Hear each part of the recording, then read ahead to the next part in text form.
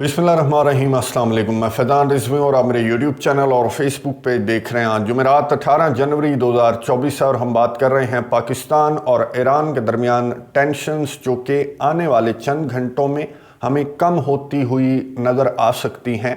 उसकी वजह यह है कि पाकिस्तान की जानिब से जो बयान जारी किया गया, एक तरह से ऑफ़र ईरान के सामने रखी गई है। अब डिपेंड करता है ईरान के रद्द अमल पर।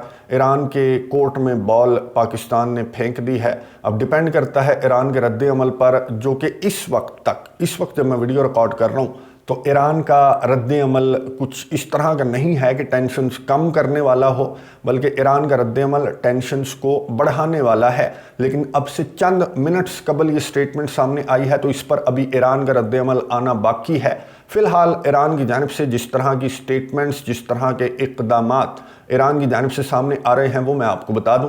एक तो ईरान के सरकारी मीडिया ने बताया कि पाकिस्तान ने जो आज सुबह 4:30 बजे स्ट्राइक्स की हैं सिस्तान प्रोविंस के अंदर, उसके नतीजे में हलाकतें बढ़कर पहले 6 बताया जा रहा था, अब 9 हो चुकी हैं। और ईरान के सरकारी मीडिया के मुताबिक ये तमाम के तमाम जो हैं वो गैर मुल्की थे, फॉरेनर्स थे। अब ये नहीं बताया गया कि इनकी नेशनैलिटी क्या थी या फिर किस मुल्क से इनका ताल्लुक था। बहरहाल ईरान के सरकारी मीडिया ने कहा कि तमाम के तमाम जो हैं वो फॉरेनर्स थे। अब ईरान ने पाकिस्तान के नुमाइंदे को तलब करके, पाकिस्तान के सफ़ीर को तो कल ही पाकिस्तान ने मुल्क बुला लिया था और ईरान के सफ़ीर को वहीं पर रह जाने का कहा गया था, तो ईरान की जानिब से पाकिस्तान के नुमाइंदे को तलब करके एहतजाज रिकॉर्ड करवाया गया और ईरान ने एक्सप्लेनेशन तलब की कि आपने जो स्ट्राइक्स कंडक्ट की हैं तो इसको एक्सप्लेन करें।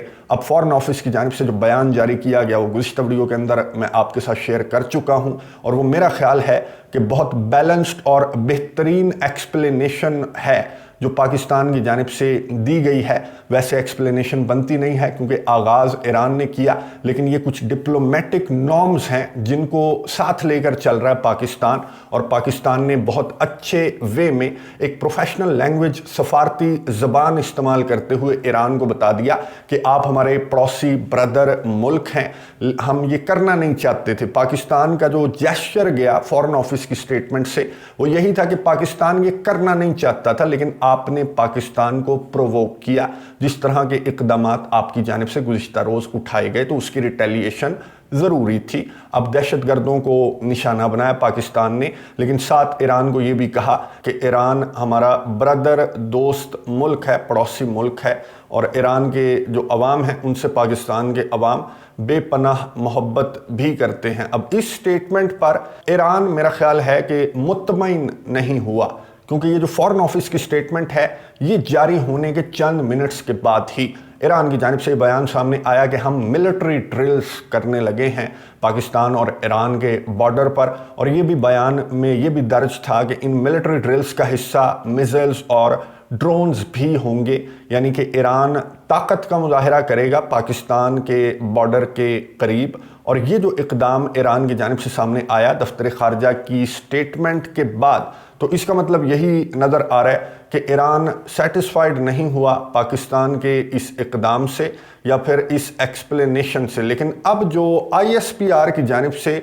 जो स्टेटमेंट सामने आई है, मेरा ये ख्याल है कि ये स्टेटमेंट काफ़ी है और इस स्टेटमेंट में ईरान के सामने ऑफ़र भी पाक फ़ौज की जानिब से रख दी गई है।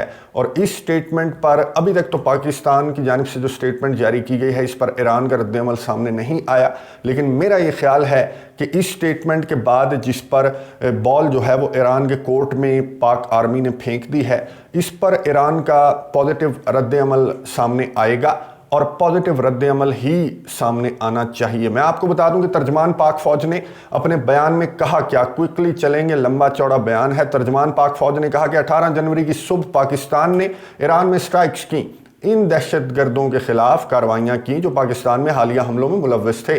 पाकिस्तान ने हमला आवर ड्रोन्स, रॉकेट्स और दीगर हथियारों से कार्रवाइयाँ की। सिस्तान में बलोचिस्तान लिबरेशन आर्मी और बलोचिस्तान लिबरेशन फ्रंट की पनाहगाहों को कामयाबी से निशाना बनाया गया।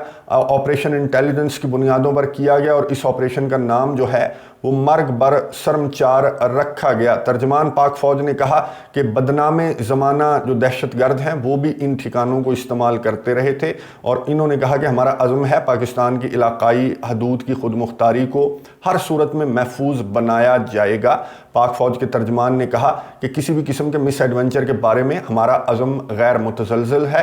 عوام کی مدد سے پاکستان کے تمام دشمنوں کو ناکام بنانے کے عزم کا اعادہ کرتے ہیں اور آگے بڑھنے کے لیے، یہ سب سے امپورٹنٹ لائن ہے جو ISPR کی جانب سے جاری کی گئی ہے، کہ آگے بڑھنے کے لیے دو طرفہ امور طے کرنے ضروری ہیں اور بات چیت اور تعاون کو فروغ دینا ضروری ہے آگے بڑھنے سے پہلے۔ اٹ مینس کہ چائنا کی جانب سے جو ثالثی کی پیشکش کی گئی ہے دونوں ممالک کو، پاکستان اور ایران کو، اس پر ایک پازیٹیو آنسر پاکستان کی جانب سے چلا گیا اور پاکستان اب جواب دینے کے بعد بات چیت کی ٹیبل پر بیٹھنے کے لیے تیار ہے، تاکہ ان معاملات کو، جو آگے کے معاملات ہیں، ان کو دو طرفہ معاملات کو طے کیا جائے۔ جو بھی سیکیورٹی کنسرنز ہیں یا پھر دہشت گردوں کے ٹھکانوں کو لے کر دونوں جانب کنسرنز ہیں بارڈر کے، ان کو بات چیت اور تعاون سے حل کرنے پر پاکستان کی جانب سے چائنا کی سٹیٹمنٹ کا ان ادر ورڈز پازیٹیو رد عمل سامنے آ گیا،